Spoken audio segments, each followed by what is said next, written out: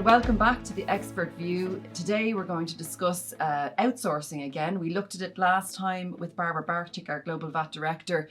Barbara spoke about outsourcing of the VAT compliance function, what businesses should consider if they are looking to outsource from a cost saving point of view, or flexibility, visibility, all of these kind of great points that you need to consider when outsourcing. But today I'm joined by Eoin Dunphy, our Senior VP of Onboarding. So we're going to look at outsourcing from an onboarding angle, how to kind of successfully onboard if you have decided to outsource for the VAT compliance function.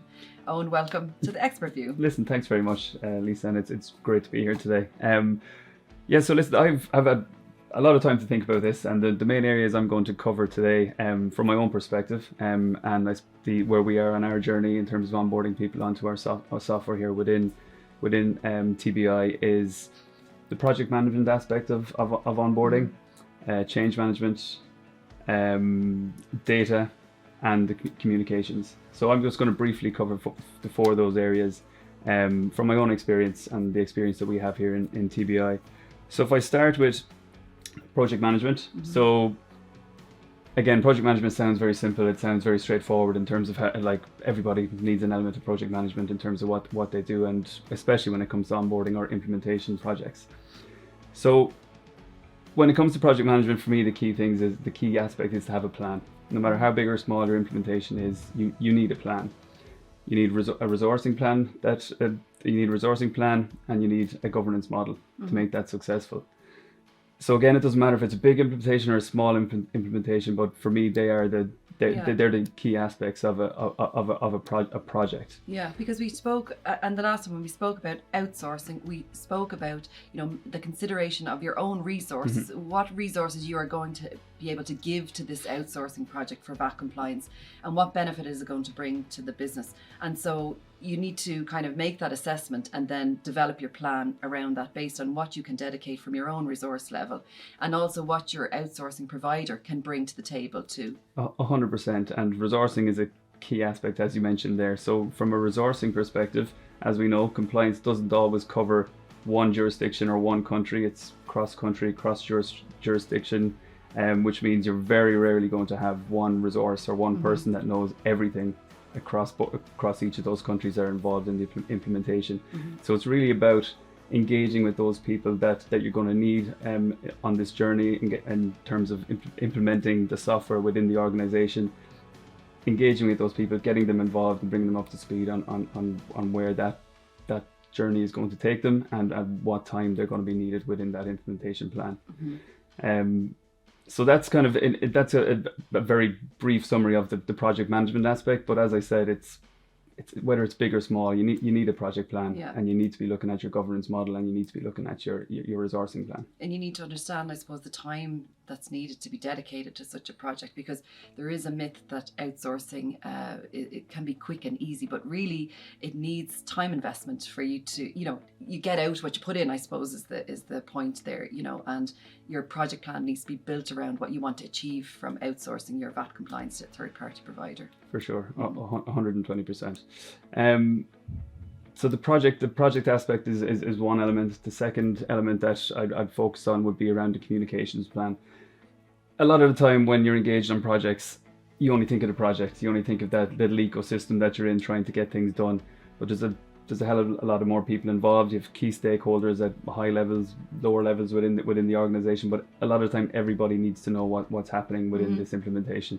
Like I said earlier, it's cross-country, cross-jurisdiction.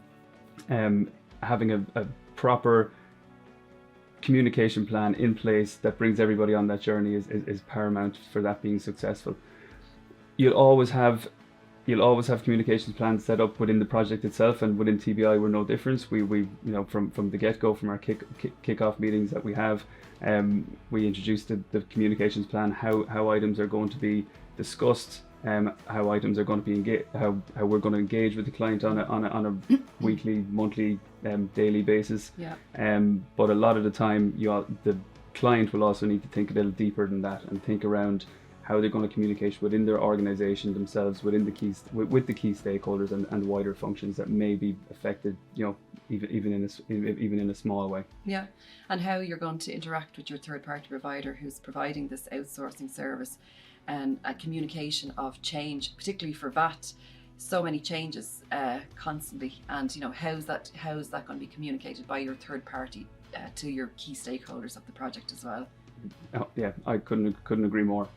The third aspect then that kind of comes to mind is around that, as you mentioned just there, is that actually that change management aspect. And what we mean by change management in this sense is that change management as a third party provider ourselves, we're going to implement the software. We're going to show you the processes that come along with that software and how those processes work. We're going to train you on how the software works.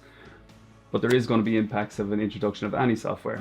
So that's not just compliance software or tax software, that's HR software, payroll software, finance software. There's always going to be an impact within the organization. So from a change management aspect, what we would always recommend is that clients look at their internal processes, not just the ones that are directly associated with tax or the compliance teams themselves, but also those other processes that lead maybe further into the organization. That do an assessment on those, perform an assessment on those processes to see what kind of impact is there. Are they needed? Are they not needed anymore? The other bit of the change management aspect is policy documents. Policies can change widely with the introduction of technology, because what we find is, and it's just an old way of doing things, that a lot of things are done manually, but now with the introduction of technology, sometimes they can just they need to rip those policies up. Your policies then have to change. I suppose that might not be something that people consider, and there's a time element, a resource element that's needed there as well. So it kind of goes back to the beginning, the project management, and understanding the amount of time that's needed to be invested to successfully onboard a new piece of software or a new service or both. No, and again, I agree with you 100%. I'm glad. But yeah, they're all linked. What I've mentioned, like the project management piece, that's the structures, the project management, the communication aspect, and the change management. They're all linked. But I guess what I'm saying around the three of those is that think wider than just the project that you're looking at. Like think about how the impacts are happening within the organization outside of just that project itself. And right now, I suppose what we're talking about is Comply and the compliance software that we implement regularly with all our clients. And then the big consideration then when you're dealing with automation and a software and a service, data. So the quality of your data. So exactly. You need to have a look at that too. So data is obviously a huge aspect, and again, we're not alone in this. Like we're obviously focused on tax data, and we're focused on tax systems and compliance systems. But this is the same for payroll systems, for finance systems, HR systems. Data is key. Data is what drives the technology. And as we always say, good data in, good data out. So we would always say that there's no bad time to engage on data, to look at your data and see how your data is performing, where it's coming from its source, right through to what's been spit out at the other end.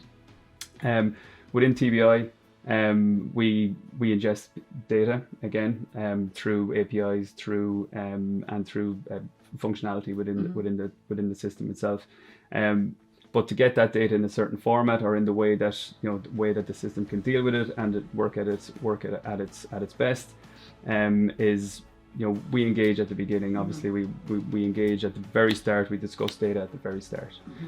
We walk through the format that we want the data in, but during that discovery phase, what we want to do is, and I suppose we're lucky in a lot of ways that we have a designated data analysis function that will take data from clients, work with our clients to break down the data. See, sometimes you'll find that the clients themselves are maybe using the data in not in the best way that they could be using it. So we can identify efficiencies just going through that kind of onboarding process to make suggestions for improvements. We can indeed, and that's the key aim of our data analysis team is to analyze it, give feedback to the client. They can use it if they wish.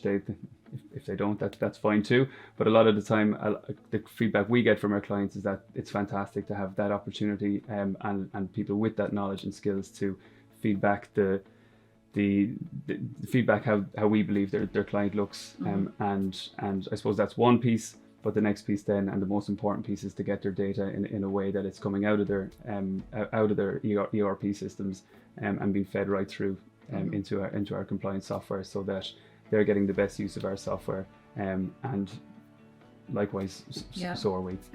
Yeah, and I suppose with VAT, the tax authorities are moving more and more to continuous transaction control. So it's transactional listing, so direct transactional listing from the ERP system. So data is getting more and more important, and making sure the data is right in the ERP is becoming more and more important. So I suppose if you're going to outsource, this is a big consideration, that your outsourcing provider should be able to give you that flexibility to be able to adapt to the changes that are coming with the tax offices, and TBI and our solution provides that, I suppose. So so from outsourcing, we looked before at why companies outsource, and if anybody wants to look back at that recording that we did with Barbara Barczyk, it's over on our website, taxbackinternational.com. But for this topic, specifically for onboarding, what are the key points, takeaway points for successful onboarding? The key takeaway points are, first of all, don't underestimate the requirement for project management, the requirement to the use of a clear definition and methodology that will bring you from start to finish. Make sure you engage with a partner that can lead you on this journey, and has the experience to do that. The other aspects are the wider things outside of the project, which would be the change management piece.